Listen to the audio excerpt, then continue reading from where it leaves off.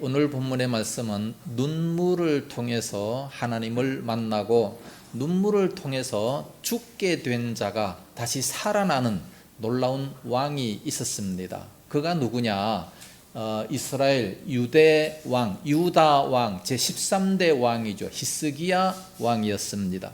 히스기야 왕은 선한 왕입니다. 기도도 열심히 하고 우상도 파괴하고 성전도 수축하고 백성들을 잘 다스리는 선왕이었습니다. 게다가 얼마나 열심히 기도하는 사람인지 19장 말씀 보니까 아수르 나라가 쳐들어왔을 때에 하나님 앞에 가서 간절히 기도하니까 하나님께서 그 기도의 능력으로 말미암아 아수르 군사 18만 5천 명을 하루아침에 다 죽여버리는, 그래서 그 아침에 나가봤더니 다 송장이 되었더라, 이렇게 기록이 되어 있어요. 다 죽어버렸어요. 기도에 놀라운 능력이 있었던 이 히스기야 왕의 모습을 보게 됩니다. 그런데 그가 죽음이 찾아오게 됩니다. 그때 나이가 39살이에요. 39살, 한창 일할 그런 나이 아니겠습니까?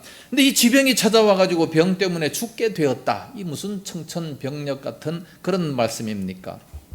이런 소리를 들을 때에 내가 죽게 되었다, 암 선고를 받게 되면 많은 사람들은 어떻게 합니까? 좌절도 하고 절망도 하고 또는 화를 내기도 하고 또 타협도 하고 또 어떤 사람은 자포자기하고 또 애원하기도 하고 여러 가지가 나타나지만, 그러나 이 히스기야 왕은 다릅니다. 하나님 앞에 살았기 때문에 완전히 다른 그런 모습을 보여주게 됩니다. 1절 말씀 보니까 그때에 히스기야가 병들어 죽게 되매 아모스의 아들 선지자 이사야가 그에게 나와서 그에게 이르되 여호와의 말씀이 너는 집을 정리하라, 네가 죽고 살지 못하리라 하셨나이다. 집을 정리하라는 겁니다. 이제 죽고 살지 못하게 될 것이라, 이 최후 통첩을 말씀하고 있습니다. 한번 생각해 보세요. 내가 잘못한 게 뭔가? 잘못한 것도 없고 평상시 건강했고 그 바로 전장에 보니까 전쟁에서도 승리했고 얼마나 지금 막 신바람 나는 그런 삶이 되겠습니까? 근데 바로 죽는다. 선지자를 통해서 이런 말씀을 하고 있어요. 만약에 병이 들어서 죽게 됐다, 그렇다면 선지자가 찾아와 가지고 뭐 해야 됩니까? 제발 좀 고쳐주십시오, 기도해야 될 거 아니에요. 근데 불난 집에 부채질하는 것도 아니고 뭐 축복 기도는 못 해줄지언정 너는 죽을 것이니 집을 처단해라. 이제 39살이에요. 이 참 얼마나 황당합니까? 이때 히스기야는 어떻게 했습니까? 많은 사람들은 아마 화를 내고 그 이사야를 죽일지도 몰라요. 내가 죽는다고 말이 대수를 해야지, 이렇게 젊은 나이에.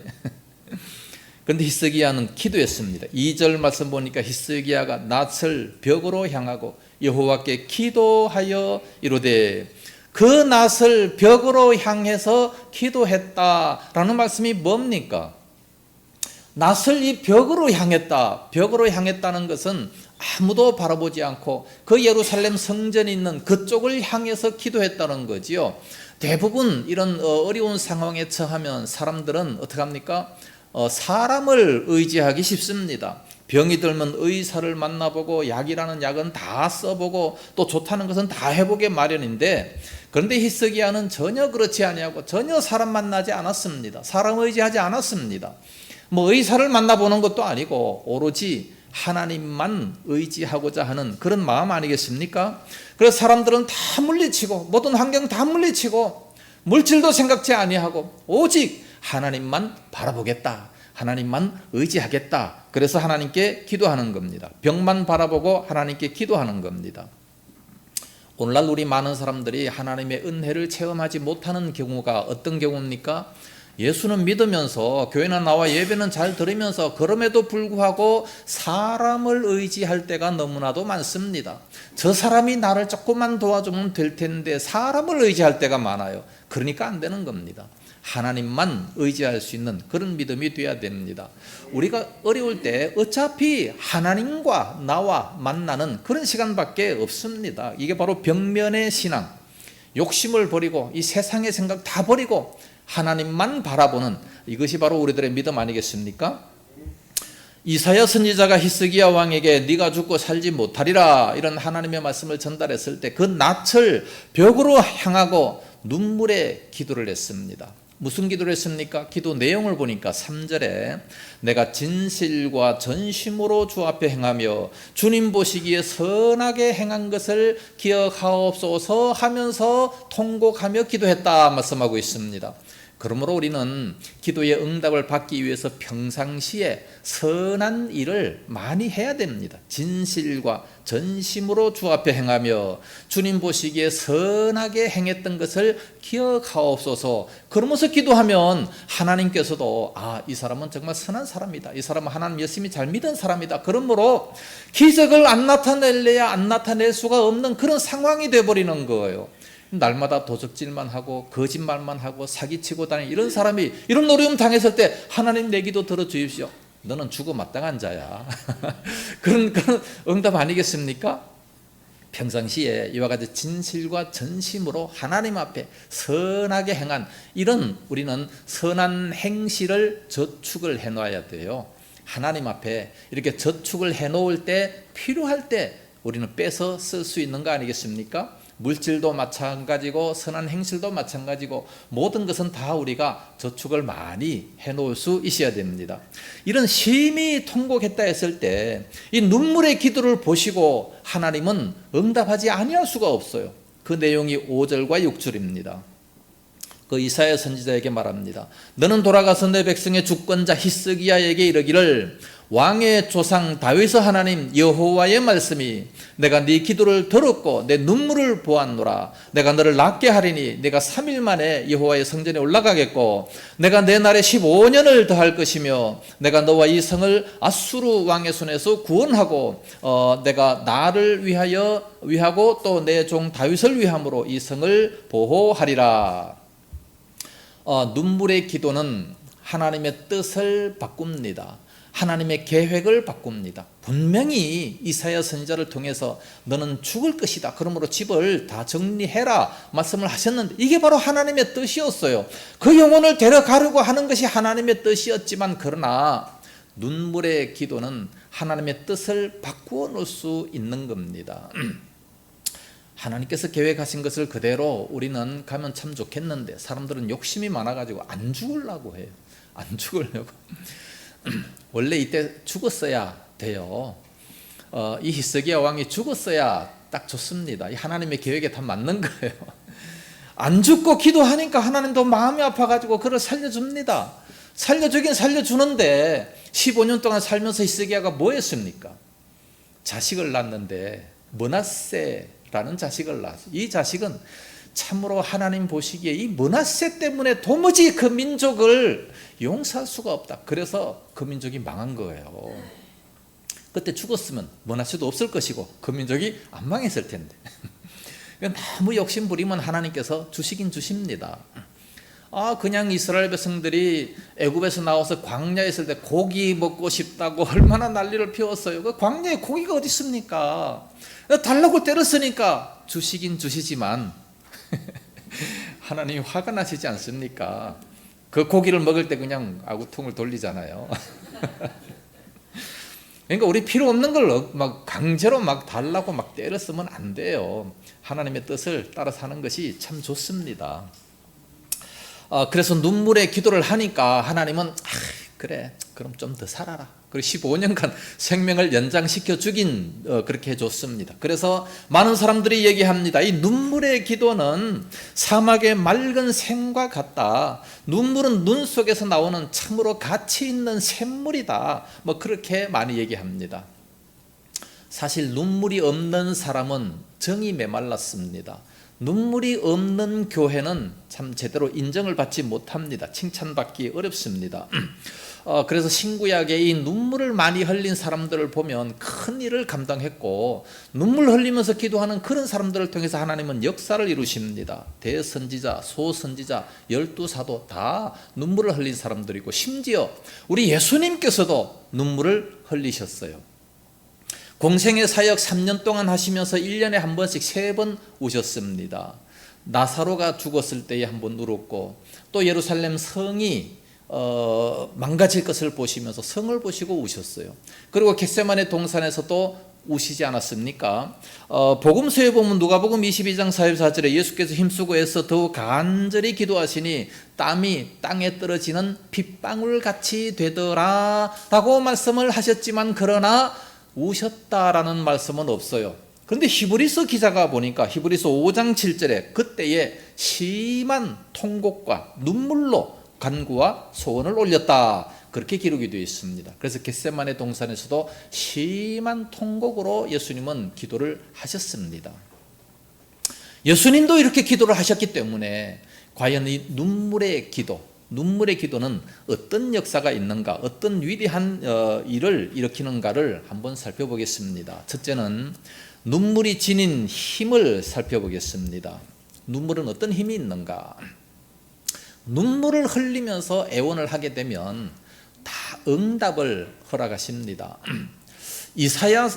사사기 14장에 보면 삼손이 나옵니다.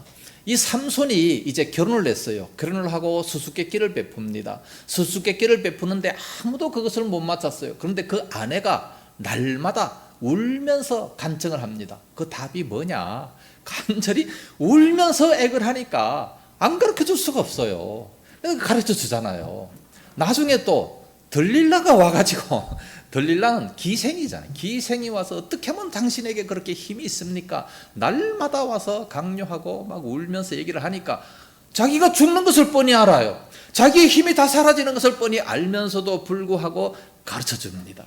세상에 눈물이 이렇게 힘이 있습니까? 여러분 저한테 와가지고 돈 달라고 한번 울어보세요.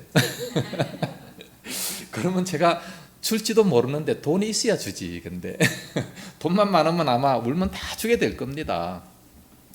그래서 눈물의 힘은 어떠한 힘이 있느냐? 사람들의 마음을 감동시키고 깊은 인상을 주게 됩니다.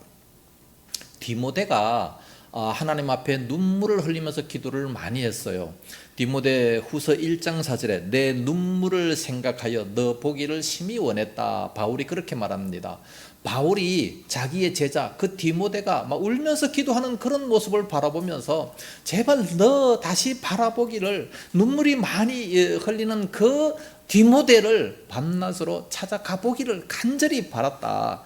그래서 이 바울의 마음을 감동시키는 그런 모습을 보게 됩니다. 뿐만 아니라 다윗 같은 사람도 범죄했잖아요. 우리아의 아내 밧세바를 취하고 난 다음에 나단 선지자를 통해서 책망을 듣습니다. 그 책망을 들을 때에 그때에 어떻게 했는가? 하나님 앞에 가서 눈물을 흘리는데 막 침상이 젖도록 기도를 했다, 회개 기도를 했다 말씀하고 있습니다. 시편 6편에도 그러고 막 침상이 젖도록 눈물을 흘릴 정도면 도대체 얼마나 많이 흘렸겠습니까? 그렇게 흘렸기 때문에 다윗은 새 사람이 될 수가 있었습니다. 성군이라는 그런 칭호를 받을 수가 있게 됐습니다. 뿐만 아니라 그런 눈물의 기도는 끊어져가는 생명을 연장시킬 수도 있잖아요. 그러니까 이 히스기야 왕처럼 너는 집을 정리해라, 죽고 살지 못하라, 이런 음성을 들었을 때에 하나님 앞에 그렇게 눈물의 기도를 드리면 자기의 생명까지도 연장시킬 수 있습니다. 그래서 암이 걸려서 정말 이제 곧 죽어야 된다는 사형 선고를 받았다 할지라도 우리는 하나님 앞에 나와서 정말 살고 싶다면 그렇게 한번 기도해 보세요. 그렇게 기도하면 역사하십니다. 그런 참 간증들도 많이 듣습니다. 제가 청년 때에 그 청년의 수련회를 한번 갔습니다. 청년들을 많이 데리고 이제 진천 강가에 갔는데 거기서 텐트 쳐놓고 막 간절히 기도해. 근데 특별히 유별나게 기도하는 사람이 한 사람이 있었어요. 누구냐? 청년 한 사람이 위암이 걸렸다 선고를 받고 온 사람이. 이 사람은 뭐 보통 기도하는 것이 아니라 막 눈물을 흘리면서 정말 통곡하면서 기도했어요. 이 사람이 원래 안 올라 그랬어요. 어차피 죽을 사람이 무슨 수련회냐. 죽을 사람이기 때문에 수련회 나가서 은혜 받고 죽어라. 그리고서 그 청년회에 찾아온 사람이에요. 그래서 와서 그 3박 4일 동안 수련회 끝나고 이제 돌아가서 다시 진단을 받았는데 위궤양이다. 그런 진단이 나왔대요. 그러니까 의사가 잘못 진단했는지는 모르겠지만 아마 하나님의 역사라 저는 생각합니다. 하나님께서 다시 살려주시기 위해서 그렇게 역사를 하셨습니다. 기도하면, 울면서 기도하면 생명도 연장시켜 주십니다. 나인성 과부의 아들이 죽었습니다. 장례 행렬이 막 이렇게 지나가는데 그 과부가 얼마나 통곡하면서 웁니까? 그 예수님께서 그것을 바라보시고 잠시 멈춰라 그러면서 죽었던 자임에도 불구하고 다시 살리시는 역사가 있습니다. 죽었는데 그럼에도 불구하고 우는 그 모습을 바라보면서 다시 살리셨다는 말씀이에요. 이와 같이 참으로 눈물의 기도는 하나님께서 보시고 정말 그를 측은히 여겨 주십니다. 유대인의 탈무드에 보면 이런 말이 있습니다. 천국의 문이 언제 열리느냐? 기도에 대해서는 닫혀 있다 할지라도 눈물에 대해서는 열려 있다. 그렇게 기록이 되어 있습니다. 기도할 때 원래 하늘문을 여십니다. 성경에 보면 기도할 때 하늘문을 여시고 11조 할 때 하늘문을 여시고 또 우리가 순종할 때 하늘문을 여신다. 그런 말씀이 있는데, 그런데 기도할 때 문을 여시는 것보다 눈물을 흘릴 때 그때 하늘문이 열린다고 탈무드에는 또 그렇게 기록이 되어 있습니다. 그러므로 우리가 하나님 앞에 나와서 울면서 한번 기도해 본다면 하나님께서는 반드시 응답을 하신다는 말씀이에요. 어느 날 하나님께서 천사들에게 세상에서 제일 귀한 것을 찾아오도록 명령했습니다. 첫 번째 천사가 나가서 귀한 큼지막한 다이아몬드 하나를 가지고 왔습니다. 그것을 보고도 별로 흡족해하지 않으셨습니다. 두 번째 천사가 가져온 것은 아름다운 여성의 미였습니다. 정말 너무나도 이쁜 정말 아름다운 여성의 그 미를 가지고 왔음에도 불구하고 아무 말씀도 하지 않으셨어요. 그런데 이 하나님께 세 번째 천사가 죄인의 눈물을 담은 상자를 하나 가지고 왔습니다. 그것을 바라보시면서 매우 흡족해 하시면서 네가 가장 귀중한 것을 가져왔다. 그렇게 칭찬을 하셨다는 겁니다. 자기의 잘못을 회개하고 흘리는 그 눈물이 하나님께서는 가장 귀하게 여기신다는 말씀입니다. 누가복음 22장 54절 이하 62절 말씀까지 보면 가야바 대제사장의 뜰 안에 예수님께서 붙잡혀 있습니다. 여러 가지 신문을 받습니다. 그때에 베드로 수제자가 멀찍이 쫓아가서 이제 그 예수님의 모습을 바라보지 않습니까?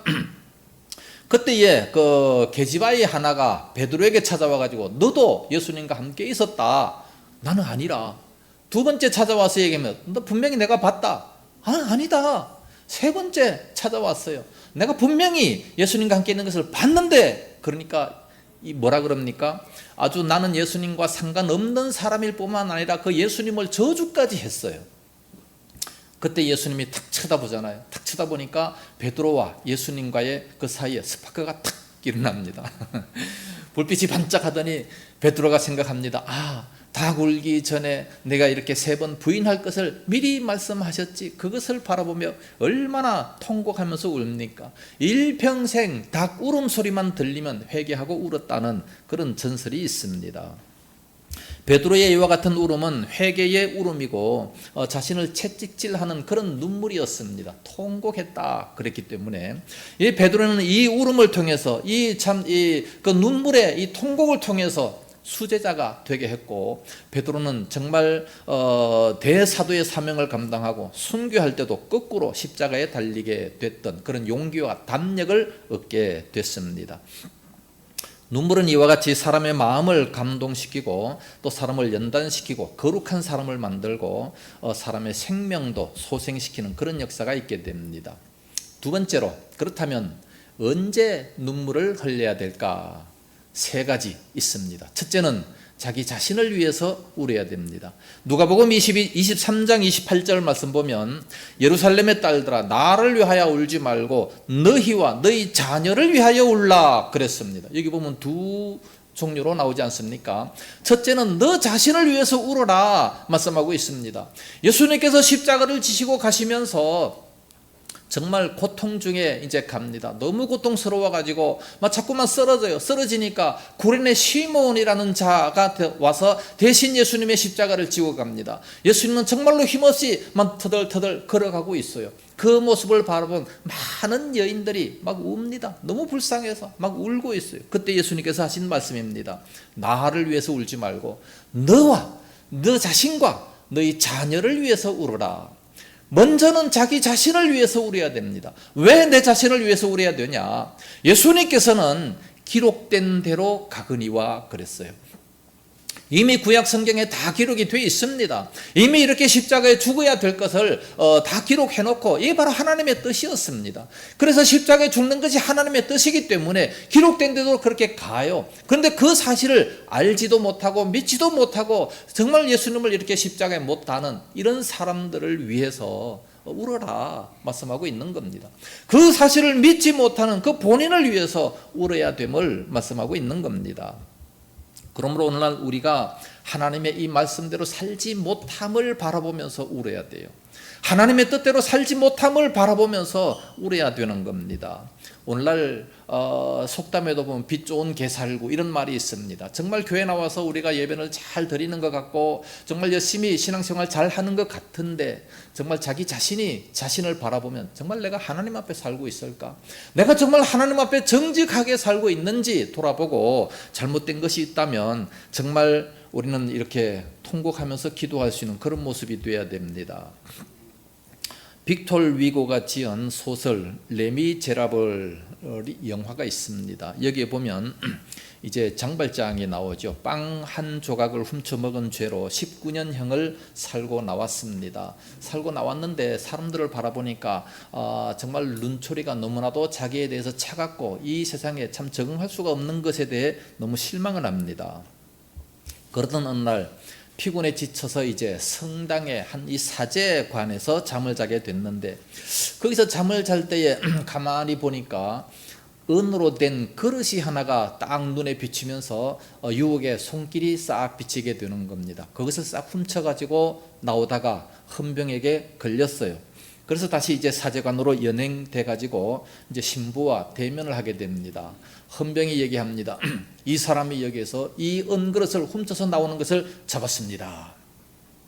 그러니까 신부는 너무나도 태연하게 말을 합니다. 아니 그것 말고도 내가 이 은촛대까지 줬는데 이거는 왜 안 가져갔어? 여기 은촛대 2개가 더 있으니까 이것도 가져가시오. 그 소리에 이 장발장은 막 크게 해결을 합니다. 거기 막 뜨거운 눈물이 막 주르주르 흘러내리면서 속죄하는 그런 생활을 시작하게 되는 거지요.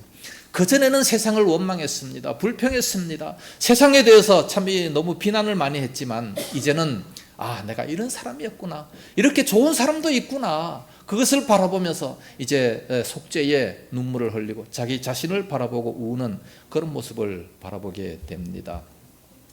오늘 우리들의 연약한 모습을 바라보면서 우리의 부족함을 바라보면서 우리가 정말 하나님 앞에 바로 살지 못함을 바라보면서 울 수 있는 그런 모습이 되어야 됩니다.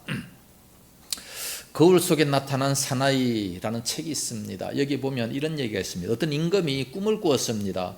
침실에 있는 거울 속에 한 사나이가 벌거벗은 채 툭 튀어나옵니다.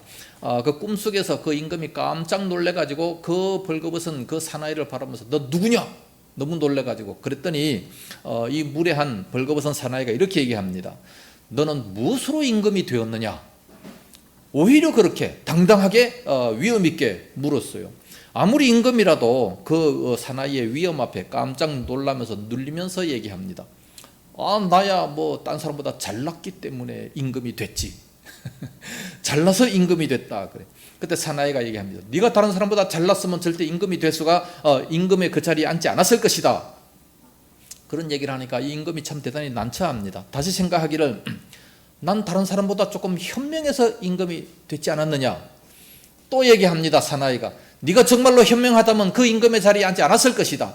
참 이 대단히 난처합니다. 그래서 당황해진 이 임금이 곰곰이 생각하다가 무릎을 치면서 나는 다른 사람들보다 머리가 좋고 실력이 좋아서 임금이 되었다. 그러니까 정말로 네가 실력이 좋고 그렇게 머리가 좋다면 절대 임금이 되지 않았을 것이다. 타박을 줍니다. 그때 이 임금은 아무리 생각해도 자기가 왜 임금이 됐는지는 몰라요. 그래서 통곡을 합니다. 땅을 치면서 통곡하기를 내가 잘난 것도 아니고 현명한 것도 아니고 실력 있는 것도 아니라면 나는 도대체 누구란 말이냐? 무엇 때문에 무엇으로 내가 임금이 되었단 말인가? 그러면서 울부짖어요. 울부짖는 그 모습을 바라보면서 이 벌거벗은 사나이가 면류관을 가지고 와서 그 머리에 탁 씌워지고 거울 속으로 딱 사라져 버려요. 깜짝 놀라서 임금이 이제 꿈에서 깨어나서 거울 앞에 가봤지만 아무도 없고 본인밖에 없었다는 겁니다. 면류관을 쓴 자기 자신밖에 없었다는 거예요. 이런 모습을 바라보면 내가 잘나서도 아니고 참 내가 똑똑해서도 아니고 이 자리에 올라온 것은 정말 은혜구나 라는 것을 깨달으면서 자신의 부족을 깨달으며 더 하나님 앞에 바로 서기를 원했다. 백성들을 바로 치리하기를 원했다는 그런 얘기가 있습니다. 오늘날 우리가 성공했다든지 승리에 이 취해 있다는 것보다 자신의 연약함을 깨닫고 과연 하나님 앞에 내가 바로 살아가고 있는가를 생각하면서 눈물을 흘릴 수 있어야 된다는 겁니다. 이 히스기야는 자기 자신이 왕이었지만 그러나 죽음이 찾아오니 나는 아무것도 아니구나 라는 것을 알게 되고 그때서 이제 통곡하면서 기도를 합니다. 자기 자신을 위해서 기도하는 거죠. 두 번째, 자녀를 위해서 울어야 됩니다. 아까 누가복음 23장 28절에 예루살렘의 딸들아 나를 위하여 울지 말고 너희와 너희 자녀를 위해서 울라 말씀을 하셨습니다. 그렇기 때문에 자녀들을 위해서 울어야 돼요. 여러분, 자녀가 내 마음대로 키워집니까? 내가 원하는 대로 다 됩니까? 조금만 머리가 크면 중학교만 다니면 절대 부모 말 안 들어요. 안 듣는 그 자녀들을 어떻게 키워야 되느냐? 눈물로 키워야 됩니다. 눈물로 키우면 얼마든지 정말 그 자녀를 잘 키울 수 있습니다. 더군다나 이 세상은 삐뚤어진 세상입니다. 바르게 살기가 너무나도 힘들어요. 그런 이 가운데 이 자녀들이 열심히 공부하면서 정말 성공하는 사람으로 키우려고 한다면 얼마나 힘들겠습니까? 그러므로 울어야 돼요.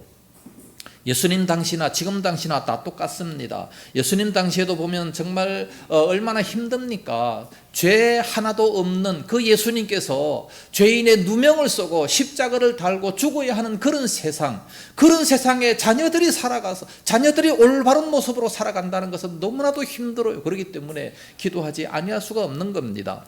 오늘날 이 세상도 사기치지 아니하면 절대 잘 살 수 없고 정직하고 진실하게 바로 살아간다면 절대 돈을 많이 벌 수 없는 이런 세상에 우리가 살고 있다는 겁니다. 그렇다면 그런 자녀들을 위해서 우리가 정말로 열심히 기도해야 됨을, 울면서 기도해야 됨을 말씀하고 있는 겁니다. 예수님 당시도 정말 살인한 자, 강도, 그런 바라바는 놓아줘요. 그러나 정말 죄 없는 예수님은 십자가에 죽여요. 이런 모습들이 이 세상도 마찬가지입니다. 지금 재판장들 보세요. 어떻게 재판을 합니까? 돈 많이 갖다 주면 오른쪽으로 재판을 하고 돈 안 갖다 주면 그냥 지 마음대로 재판을 해요. 그래서 그렇게 범죄함에도 불구하고 정치인들이면 다 봐주는 것이고 자기 눈에 좀 좋으면 다 봐주고 참 이 얼마나 잘못된 민주주의에 살고 있다고 하면서도 그렇게 우리는 제대로 못 살고 있습니다. 이러한 세상에 살아가면서 이 자녀들이 어떻게 앞으로 이런 민족에서 바로 살아갈 수 있을까 눈물로 기도할 수 있어야 된다는 겁니다. 어거스틴의 어머니 모니카는 방탕했던 그 어거스틴을 위해서 눈물로 기도했더니 성자 어거스틴이 됐다고 역사에 그렇게 말하지 않습니까? 영국의 웨슬레이의 어머니 그 수산나는 아들이 지쳐있을 때 또 사명감이 약화됐을 때 눈물로 기도함으로 말미암아 그 웨슬레는 세계적인 지도자로, 세계적인 그 설교자로 그렇게 성장하지 않았습니까? 그래서 이 부모의 이 기도, 부모가 자녀를 위해서 흘리는 눈물은 결단코 헛되지 않는다, 그런 말이 있습니다. 자녀들을 위한 눈물 아끼지 말아야 됩니다. 시편 126편 5절 눈물을 흘리며 씨를 뿌리는 자는 정녕 기쁨으로 단을 거두리라 말씀했습니다. 그리고 세 번째는 누구를 위해서 울어야 되느냐? 우리 예수님께서 우신 것처럼 누가복음 19장 41절에 그 무너질 성을 보시면서 우셨습니다. 이 나라와 민족을 위해서 눈물로 기도할 수 있는 믿음이 되어야 됩니다. 오늘 우리 예수 믿는 사람들은 나라를 별로 귀중하게 생각을 잘 안 해요. 그냥 나 자신이 예수만 잘 믿으면 됐지 이런 생각만 하고 나라를 위해서 기도도 안 하고 국회를 위해서 기도도 안 하고 그냥 본인만 교회 잘 다니면 되는 걸로 생각합니다. 그러나 국가가 있기에 내가 있고 국가가 있기에 교회가 있는 겁니다. 북한에서는요 그렇게 믿고 싶어도 제대로 믿을 수도 없고 교회를 짓고 싶어도 지을 수도 없는 그런 환경이 되지 않습니까? 사도 바울은요 자기 동족을 위해서 로마서 9장 3절 보면 나의 형제 곧 골육의 지친을 친척을 위하여 내 자신이 저주를 받아 그리스도에게서 끊어질지라도 원하는 바로라 그렇게 얘기했습니다. 자기 민족을 위해서 간절히 기도하는데 내가 그리스도에게서 끊어질지라도 내 민족이 구원받으면 그렇게 해달라. 세상에 이런 기도를 어떻게 할 수 있습니까? 모세도 마찬가지예요. 모세도 출애굽기 32장 32절에 이제 그들의 죄를 사하시옵소서. 그렇지 아니하시오면 원하건대 주께서 기록하신 책에서 내 이름을 지워버려 주옵소서.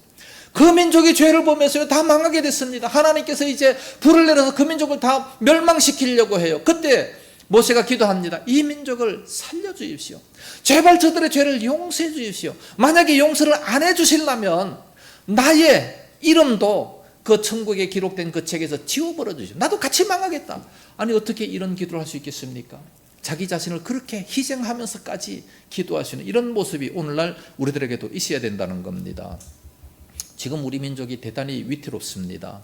러시아와 이 북한이 합작하고 중국도 연합해서 우리나라를 위협하고 있습니다. 우리가 당장에 핵을 만들 수도 있지만 핵을 만들면 또 뭐 수출로 먹고 사는 이 민족이 수출이 되겠습니까? 여러 가지 어려움을 당할 수밖에 없는 거죠.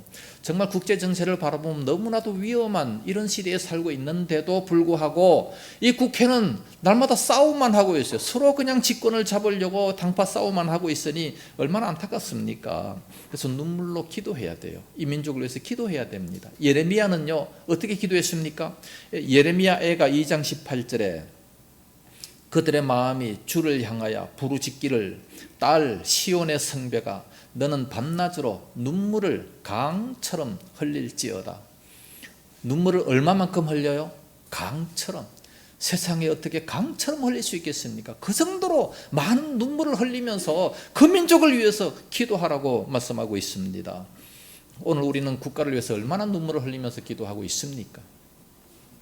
자신을 위해서, 자녀를 위해서, 국가를 위해서 그렇게 기도할 수 있어야 됩니다. 세 번째, 그렇게 기도하면 울면서 기도하면 우는 자의 복이 뭐냐? 하나님의 응답이 있습니다. 오늘 5절 말씀에 보면 중반절에 내가 내 기도를 들었고 내 눈물을 보았노라 말씀합니다. 하나님께서는 다 보고 계셨어요. 다 듣고 계십니다. 다 보고 들었노라 말씀합니다. 그래서 6절에 내가 너를 낫게 하겠고 3일 만에 성전에 올라가겠고 그 생명을 15년 더 연장하고 원수의 손에서도 구원하겠다라고 말씀하고 있습니다. 하나님은요 우리가 말하는 거 다 들으십니다. 그러므로 말을 조심해야 돼요. 행동하는 거 다 보십니다. 행동을 조심해야 돼요. 그래서 이 눈물의 기도를 본 이 하나님께서 히스기야의 그 모든 것을 다 들어 응답을 하시는 겁니다. 성경에 보면 하나님 앞에 통회하면서 울면서 기도하는 사람들이 많이 나옵니다. 창세기의 하갈도 보면 눈물로 통곡하고 기도하니까 오늘날 엄청난 민족이 되지 않았습니까? 뿐만 아니라 느헤미야도 민족을 위해서 슬퍼하고 금식하며 기도함으로 응답을 받습니다. 한나도 아기를 낳지 못해서 그렇게 간절히 통곡하면서 기도했더니 사무엘이라고 하는 유명한 자식을 낳게 되는 그런 모습을 보게 됩니다. 눈물을 흘릴 때마다 이렇게 응답을 받습니다. 제가 젊었을 때 목회를 하면서 눈물에 대해서 눈물을 흘리니까 다 이렇게 응답을 받는구나. 참 나도 한번 눈물의 기도를 들어봐야 되겠다. 그래서 눈물을 흘리려고 노력을 많이 했어요. 새벽기도 나와서 그 강대상에 무릎 꿇고 참 이렇게 있으면서 눈물을 흘리려고 한만 노력해도 눈물이 안 나오더라고.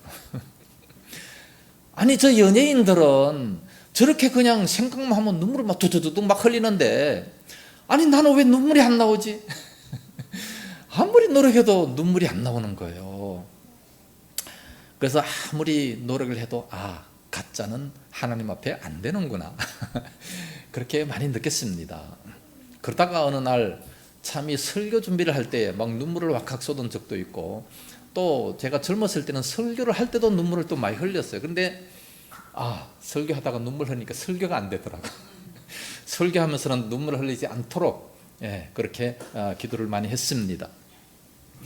하나님 앞에 이와 같이 기도를 하면 눈물의 기도를 하면 다 응답하십니다. 결론적으로 말씀을 드리면 눈물은 힘이 있습니다. 사람의 마음을 감동시키고 기도의 응답을 받습니다.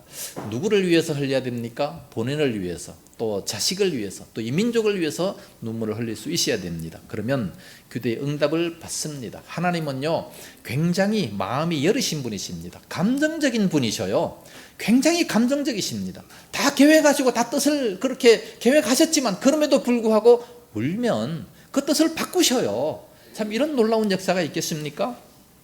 그래서 히스기야가 왕이 죽게 되었음에도 불구하고 눈물로 기도하니까 다 이렇게 응답되고 어려움도 다 극복이 됐던 것처럼 오늘날 우리들도 한번 마음과 진심으로 주님 앞에 나와서 눈물로 기도해서 다 응답받는 그런 역사가 있기를 예수님 이름으로 축복합니다.